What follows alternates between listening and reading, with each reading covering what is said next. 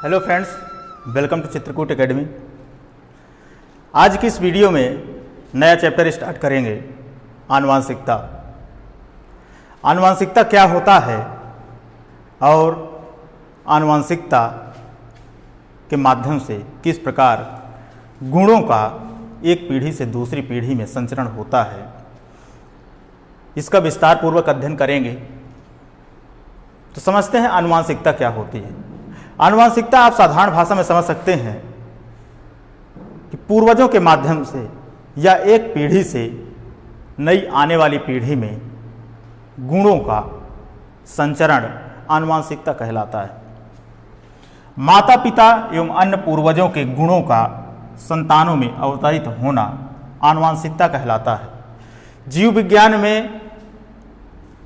विज्ञान में आनुवांशिकता का अध्ययन जेनेटिक्स के अंतर्गत किया जाता है या संतति में पैतृक लक्षणों के संचरण को आनुवांशिकता कहते हैं।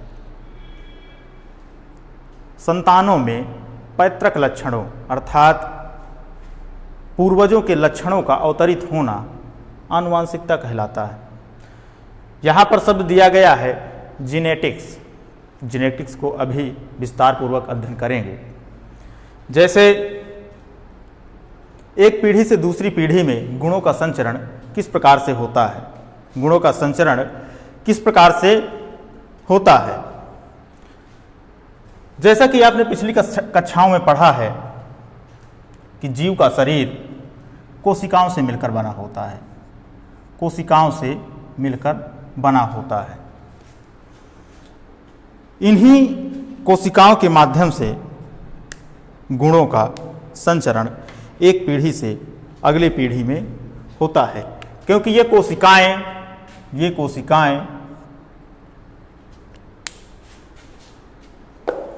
गुणसूत्र और प्रोटीन की बनी होती हैं।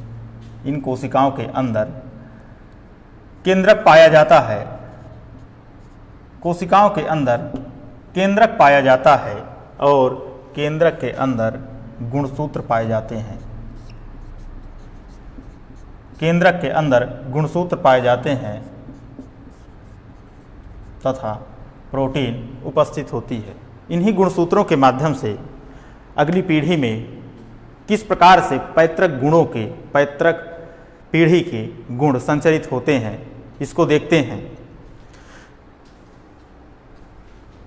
मानव का शरीर या जीव का शरीर कोशिकाओं से बना होता है और कोशिकाओं में केंद्रक और गुणसूत्र पाए जाते हैं, गुणसूत्र तथा प्रोटीन पाई जाती हैं। केंद्रक के अंदर गुणसूत्र मौजूद होते हैं और गुणसूत्र डीएनए, आरएनए तथा हिस्टोन प्रोटीन, डीएनए, आरएनए तथा हिस्टोन प्रोटीन। गुणसूत्र का निर्माण डीएनए, आरएनए तथा हिस्टोन प्रोटीन से होता है। यही डीएनए के माध्यम से गुणों का अगली पीढ़ी में संचरण होता है। ये जो केंद्रक में गुणसूत्र पाए जाते हैं, यह हमेशा पेयर्स के रूप में पाए जाते हैं या जोड़ों में पाए जाते हैं, जोड़ों के रूप में पाए जाते हैं। डीएनए के माध्यम से ही जीन का संचरण अगली पीढ़ी में होता है। जैसे कोशिकाओं में केंद्रक पाए जाते हैं और केंद्रक में गुणसूत्र डीएनए, आरएनए और प्रोटीन से मिलकर बने होते हैं। उसी के माध्यम से जीन का एक पीढ़ी से दूसरी पीढ़ी में संचरण होता है। जब जीव नई संतान को जन्म देता है, जैसे मानव नई संतान को जन्म देता है, तो नर के माध्यम से और मादा के माध्यम से नर का शुक्राणु और मादा का अंडाणु मिलकर जब निषेचन करते हैं, तो निषेचन की प्रक्रिया के माध्यम से युग्मनज का निर्माण होता है। युग्मनज का या जाइगोट का निर्माण होता है और जाइगोट के माध्यम से नई संतानों की उत्पत्ति होती है। जो गुणसूत्र होते हैं ये सभी जीवों में एक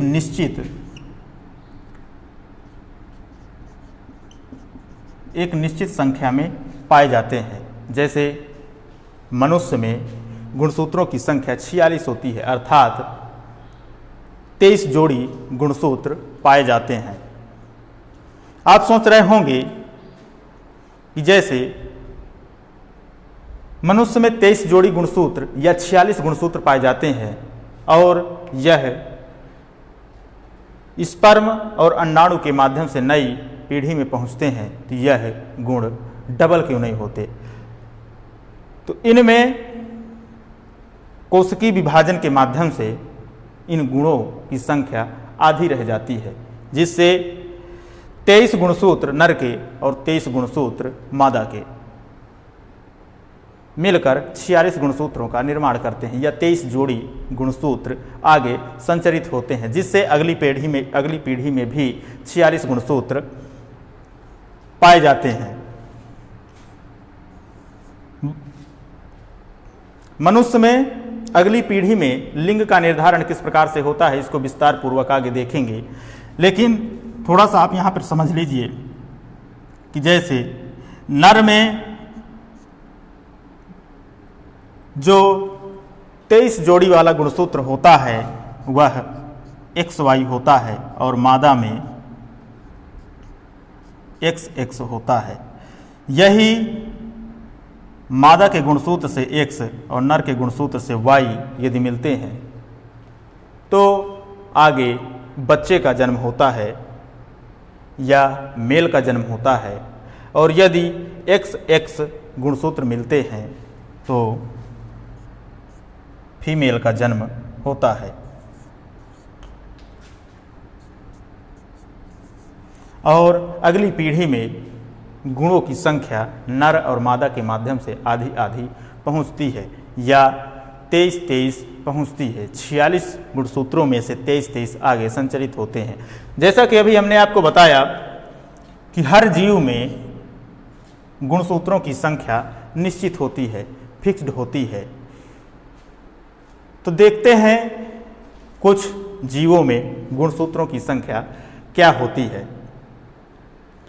जैसे कि मानव में गुणसूत्रों की संख्या 46 या 23 जोड़ी होती है, उसी प्रकार अन्य जीवों में अलग अलग होती है। जैसे आप हाथी में देखेंगे तो 56 गुणसूत्र पाए जाते हैं या 28 जोड़े।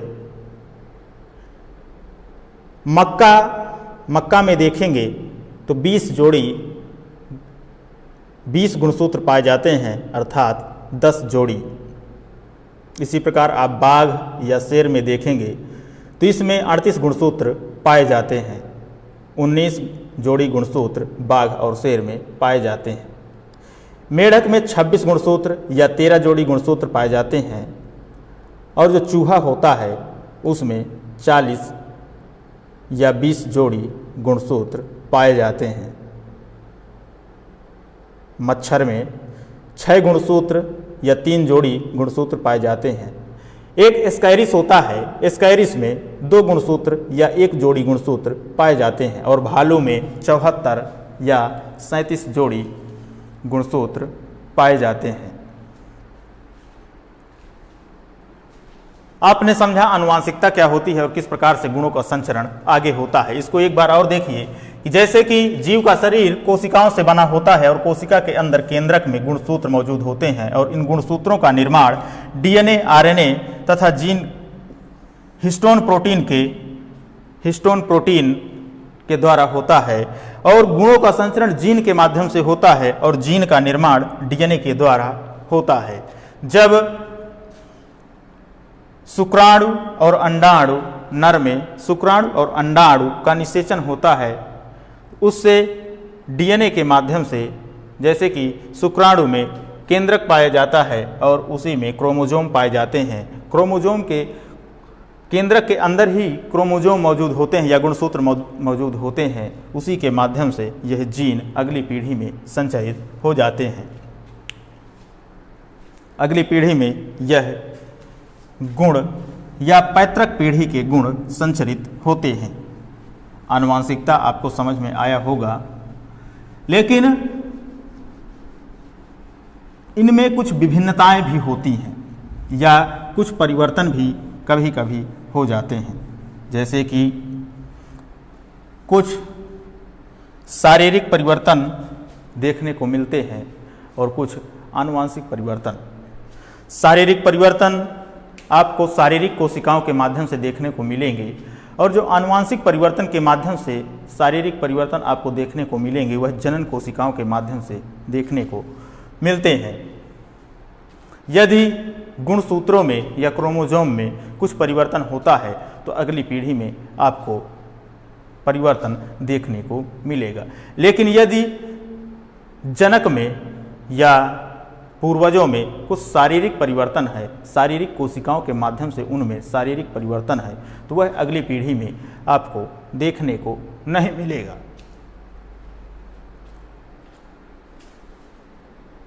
अगला है आनुवांशिकी। आनुवांशिकी, आनुवांशिकता या वंशागति, विभिन्न लक्षणों का पूर्ण विश्वसनीयता के साथ वंशागत होना, अगली पीढ़ी में पहुंचना आनुवांशिकी कहलाता है। विभिन्नता या विविधता यह जनक और संतति के लक्षणों की असमानता की अवस्था होती है। जैसे कि आनुवांशिकी के अंतर्गत आप विभिन्नता या विविधता का भी अध्ययन करेंगे तो विभिन्नता क्या होती है कि जनक और संतति के लक्षणों की असमानता। विभिन्नता या विविधता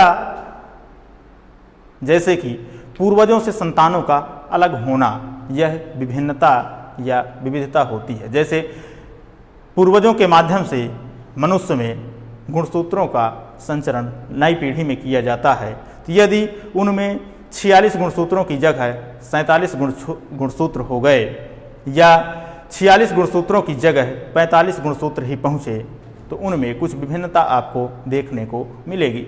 आपने अक्सर देखा होगा या फिर सुना होगा न्यूज़पेपर में या किसी और सोशल मीडिया के माध्यम से कि किसी जानवर ने ऐसे बच्चे को जन्म दिया जिसके 3 टांगे हैं। वह इसी विभिन्नता के कारण होता है। अगली पीढ़ी में गुणसूत्रों का संचरण या तो कम होता है या अधिक हो जाता है, जिससे अगली पीढ़ी में विभिन्नताएं देखने को मिलती हैं या शारीरिक परिवर्तन देखने को मिलती हैं। ये विभिन्नताएं 2 प्रकार की होती हैं। पहला होता है सोमैटिक वेरिएशन या शारीरिक विभिन्नता, दूसरा होता है गैमेटिक वेरिएशन या जनन कोशिकीय विभिन्नता। शारीरिक विभिन्नता क्या होती है?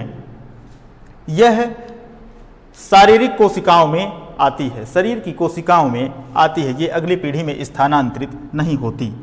शारीरिक विभिन्नता अगली पीढ़ी में स्थानांतरित नहीं होती। इसको शारीरिक विभिन्नता को आप समझेंगे जैसे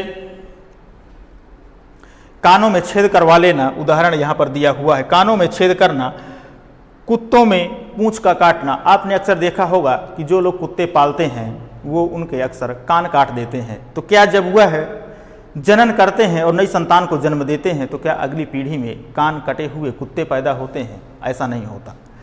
जैसे कि कर्णभेदन करवाया जाता है या कानों में छेदन करवाया जाता है, तो क्या जब नई संतानों की उत्पत्ति होती है तो उनमें पहले से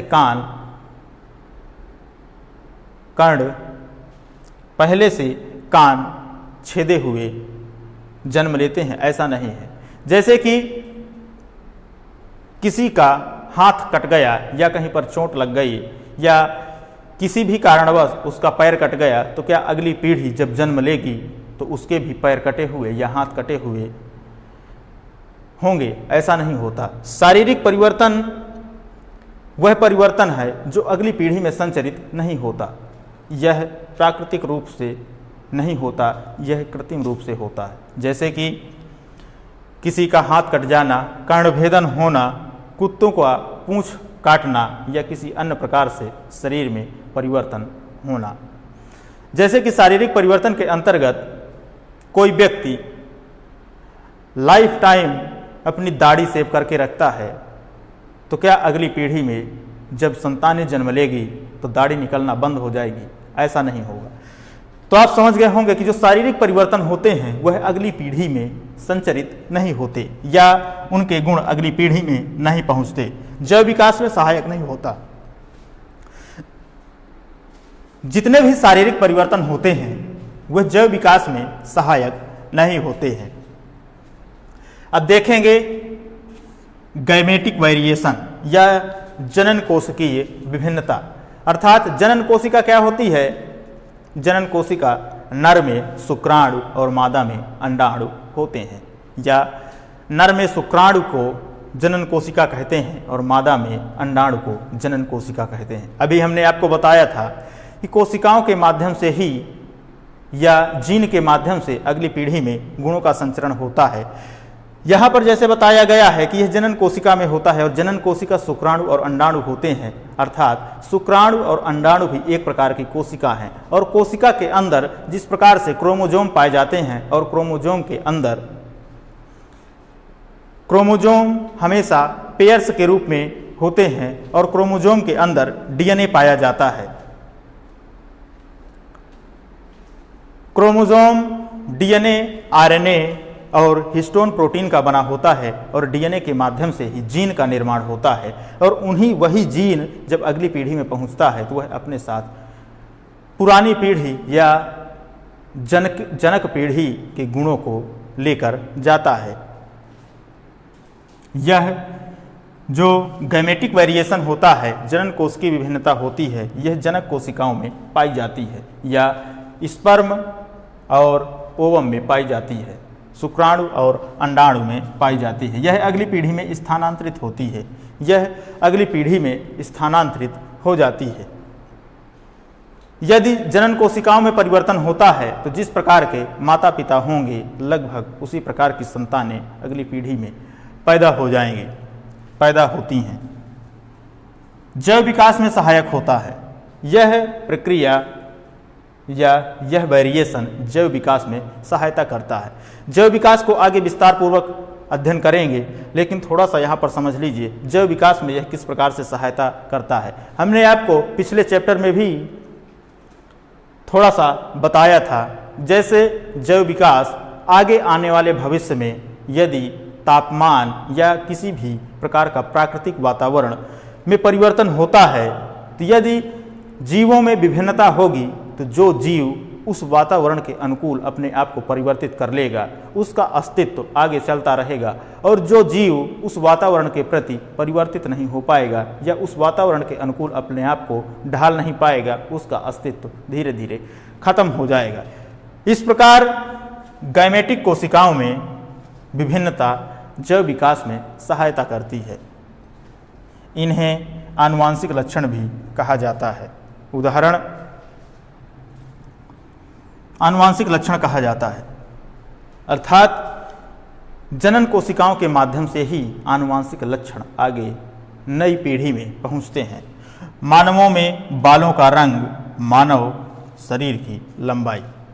मानवों में बालों का रंग, जैसे मनुष्य में बालों का रंग लगभग सफ़ेद काला होता है, या आप कह सकते हैं कि मानवों में या मनुष्य में जिस प्रकार के बालों का रंग पूर्वजों का होगा लगभग उसी प्रकार के बालों का रंग आगे संतति पीढ़ी में या नई पीढ़ी में होगा। मानव में शरीर की लंबाई, आपने अक्सर देखा होगा कि जिनके माता पिता लंबे होते हैं उनकी संतानें भी लंबी होती हैं। तो आपको यह समझ में आया होगा कि विभिन्नता किस प्रकार से होती है और कितने प्रकार की होती है। विभिन्नता दो प्रकार की होती है, सोमैटिक वेरिएशन अर्थात शारीरिक कोशिका में विभिन्नता, शारीरिक कोशिका विभिन्नता, और गैमेटिक वेरिएशन या जनन कोश की विभिन्नता। शारीरिक कोश की विभिन्नता यह अगली पीढ़ी में संचरित नहीं होती, और जो गैमेटिक या जनन कोश की विभिन्नता होती है यह जीन के माध्यम से, गुणसूत्रों के माध्यम से अगली पीढ़ी में संचरित हो जाती है। अब देखते हैं जनन के दौरान विभिन्नताओं का संचयन किस प्रकार से होता है। विभिन्नताएं जनन द्वारा परिलक्षित होती हैं, चाहे जंतुओं में लैंगिक प्रजनन हो या अलैंगिक प्रजनन। लैंगिक प्रजनन में विभिन्नताएं जो होती हैं, या आप कह सकते हैं कि जो परिवर्तन जनन या संतानों में उत्पन्न होती है, वह जनन के द्वारा परिलक्षित होती है, वह जनन के द्वारा होती है। जो भी विभिन्नताएं आगे आपको देखने को मिलेंगी वह जनन के द्वारा होंगी, या आप कह सकते हैं लैंगिक जनन के द्वारा होंगी। आप साधारण भाषा में समझिए कि जो परिवर्तन पाए जाते हैं, संतानों में जो परिवर्तन आपको देखने को मिलेंगे, तो जो जीव लैंगिक जनन के माध्यम से या नर और मादा के शुक्राणु और अंडाणु के निषेचन के पश्चात जिन संतानों की उत्पत्ति होती है, उन्हीं जीवों में विभिन्नताएं अधिक आपको देखने को मिलेंगी। जैसे यदि आप गन्ने के खेत में घुस जाएंगे तो उसमें लैंगिक जनन नहीं होता, बल्कि उसमें अलैंगिक जनन होता है। तो आपको गन्ने के खेत में लगभग सभी गन्ने आपको एक ही प्रकार के दिखाई देंगे, लेकिन जो जीव लैंगिक जनन या नर और मादा के युग्मकों से पैदा होते हैं, उनमें आपको विभिन्नता देखने को मिलेगी। उनके पूर्वजों और संतानों में आपको विभिन्नता देखने को मिलेगी। अब देखते हैं लैंगिक प्रजनन में विभिन्नताएं किस प्रकार से होती हैं। यहाँ पर भी बताया गया है कि लैंगिक प्रजनन में विभिन्नताएं अधिक देखने को आपको मिलेंगी।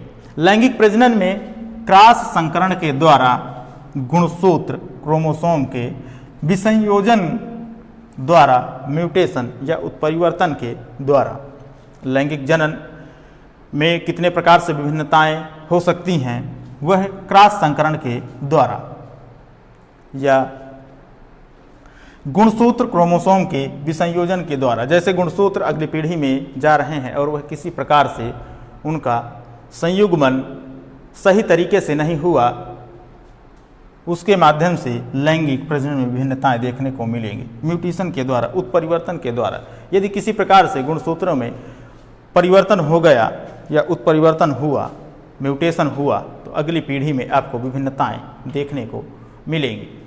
अलैंगिक जनन में विभिन्नताएं किस प्रकार से देखने को मिलती हैं, तो अलैंगिक जनन में विभिन्नताएं अपेक्षाकृत कम होती हैं। लैंगिक जनन की अपेक्षा अलैंगिक जनन में विभिन्नताएं आपको कम देखने को मिलेंगी, या उनकी संतानों में परिवर्तन बहुत कम देखने को मिलेगा। ये विभिन्नताएं डीएनए प्रतिकृति के समय उत्पन्न होती हैं। जब डीएनए की कॉपी बनाई जाती है अगली पीढ़ी में गुणों को संचरित करने के लिए, उस समय ही ये उत्पन्न होती हैं। उसी समय हो सकता है कुछ विभिन्नताएं हो जाएं और अगली पीढ़ी में वह प्रदर्शित हो। विभिन्नता के लाभ क्या होते हैं? विभिन्नता के लाभ क्या होते हैं? जैसे कि अगली पीढ़ी में विभिन्नताएं पाई जाती हैं, तो उन विभिन्नताओं के लाभ क्या होते हैं, उन्हें देखते हैं। प्रकृति की विविधता के आधार पर, प्रकृति की विविधता के आधार पर विभिन्नता जीवों को विभिन्न प्रकार के लाभ हो सकते हैं। प्रकृति की विविधता के आधार पर, जिस प्रकार प्रकृति में विविधता पाई जाती है, उसी के आधार पर यदि जीवों में भी विभिन्नता पाई जाएगी तो प्रकृति और जीवों दोनों को लाभ होगा। जैसे उष्णता सहन करने की क्षमता, जैसे उष्णता सहन करने की क्षमता, गर्मी सहन करने की क्षमता, यदि जीवों में विभिन्नता पाई जाएगी तो उनमें गर्मी सहन करने की क्षमता या ठंडी सहन करने की क्षमता होगी। उष्णता सहन करने की क्षमता वाले जीवाणुओं को अधिक गर्मी से बचने की संभावना अधिक होती है। जो जीव गर्मी या उष्णता को सहन कर सकते हैं, तो यदि भविष्य में प्राकृतिक रूप से परिवर्तन होते हैं, प्राकृतिक रूप से विविधता आती है और प्रकृति का तापमान बढ़ता है, तो जो जीव उष्णता सहन कर लेते हैं या गर्मी सहन कर लेते हैं, उनके बचने की संभावना अधिक होगी, और जो गर्मी सहन नहीं कर सकते, उनके खत्म होने की संभावना अधिक होगी। पर्यावरण कारकों द्वारा उत्तम परिवर्तन का चयन जैव विकास प्रक्रम का आधार बनता है। पर्यावरण कारकों द्वारा जिस प्रकार का प्राकृतिक वातावरण होगा, यदि उसी प्रकार से अगली पीढ़ी में या उत्पन्न संतानों में विभिन्नताएं होती हैं तो वह जैव विकास प्रक्रम का आधार बनेगा। वह उसी प्रकार से जैव विकास में महत्वपूर्ण भूमिका निभाएंगे। या अगली पीढ़ी में यदि प्राकृतिक रूप से या प्रकृति के अनुकूल परिवर्तन होते हैं तो उनका अस्तित्व लगातार आगे बढ़ता जाएगा। स्वतंत्र एवं जुड़े हुए कर्णपाली मानव समष्टि में पाई जाने वाली दो परिवर्तन हैं। स्वतंत्र एवं जुड़े हुए कर्णपाली मानव समष्टि में पाए जाने वाले दो परिवर्तन हैं।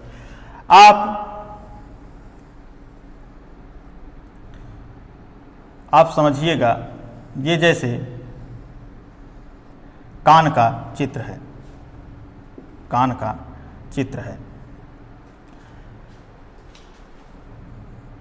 कर्णपाली का मतलब क्या होता है?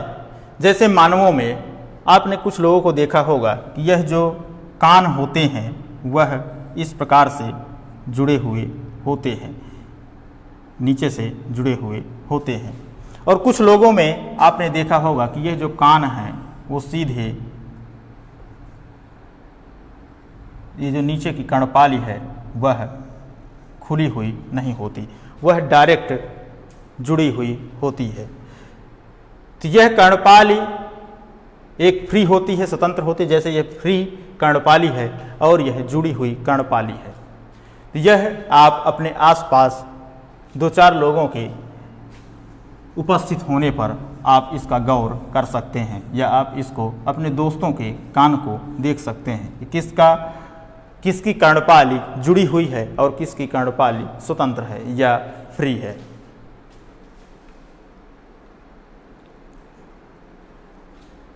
आज का वीडियो यहीं ख़त्म करेंगे और नेक्स्ट वीडियो में देखेंगे आनुवांशिकता और ग्रेगर जॉन मेंडल के द्वारा दिए गए आनुवांशिकता के नियम। आप जुड़े रहिए चित्रकूट एकेडमी के साथ। वीडियो अच्छा लगा हो तो चैनल को सब्सक्राइब करिए, वीडियो को दोस्तों के साथ शेयर करिए। आज का सवाल,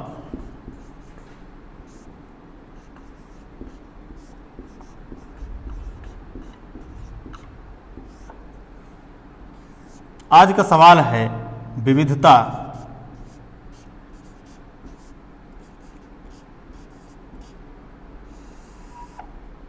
कितने प्रकार की होती है?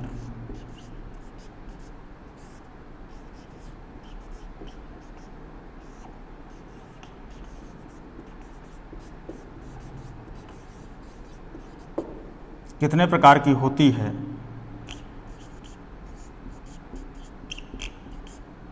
विस्तार से समझाइए।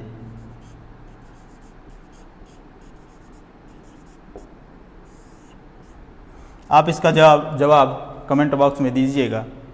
मिलते हैं नेक्स्ट वीडियो में।